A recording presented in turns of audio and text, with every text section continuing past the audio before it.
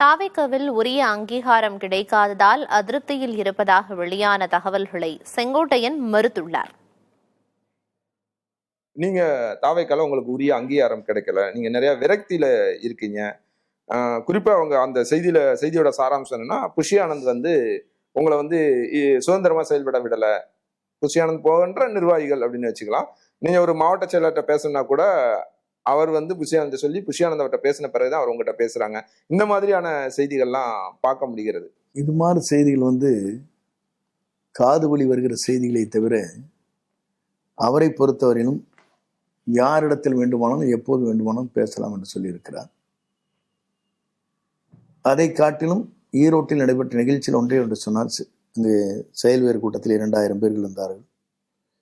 அண்ணன் என்ன சொல்லுகிறாரோ அது நான் சொல்வதை போல, அவர் என்ன கட்டளையிடுகிறாரோ அந்த கட்டளை ஏற்று அத்தனை பேரும் பணியாற்ற வேண்டும் என்று எல்லோரிடத்திலும் அதை செய்திகளாக சொன்னார். ஆக எனக்கும் அவருக்கும் ஒரு சிறிய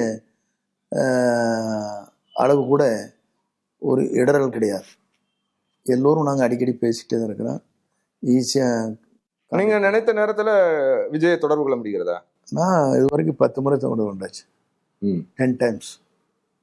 போன அரை மணி நேரம் 1 மணி நேரம் ஃப்ரீயாக பேசிட்டு வரேன். உங்களோட செயல்பாடுகள் எப்படி இருக்கு? டெய்லி அவர் உங்களோட தொடர்புல இருப்பாரா, இல்ல நீங்க தொடர்புல இருக்கீங்களா? பொறுத்த அளவுக்கு எப்படின்னாங்க, அவரிடத்துல இங்கே சென்னைக்கு வந்தா பேசுவேன். சென்னைக்கு வர முடியவில்லை என்றால் அவரிடத்திலே மொபைல் மூலமாக பேசுவேன். அவர் ஈஸியாக என்ன ஏதுன்னு கேட்பாரு.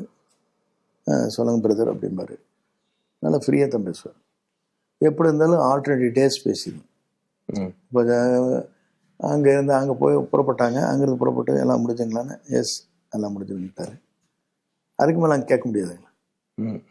இது மாதிரிலாம் எப்போ வேணால் கான்டாக்டில் இருக்கேன் நான். என்னை பொறுத்தளவுக்கு, அவரை பொறுத்தளவுக்கு என்னை ஒரு சகோதர பாசத்தோடு என்னை முழுமையாக ஏற்றுக்கொண்டு எனக்கு இருக்கிற இத்தனை கஷ்டங்களையும் உணர்ந்து, இவர் இப்படிப்பட்ட கஷ்டத்திலேருந்து இங்கே வந்திருக்காரு, அவருக்கு நாம் கை கொடுத்து கரம் கொடுப்போம், ஒரு நல்ல மனிதனுக்குன்னு நினச்சி அவர் முழுக்க நம்மளை முழுமையாக நம்புகிறாரு.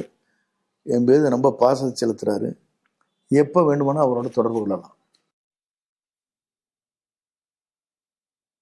செங்கோட்டையனின் முழு நேர்காணலை இன்று இரவு 10:35 மணிக்கு புதிய தலைமுறை தொலைக்காட்சியில் திரு டாக்ஸ் பகுதியில் பார்க்கலாம்.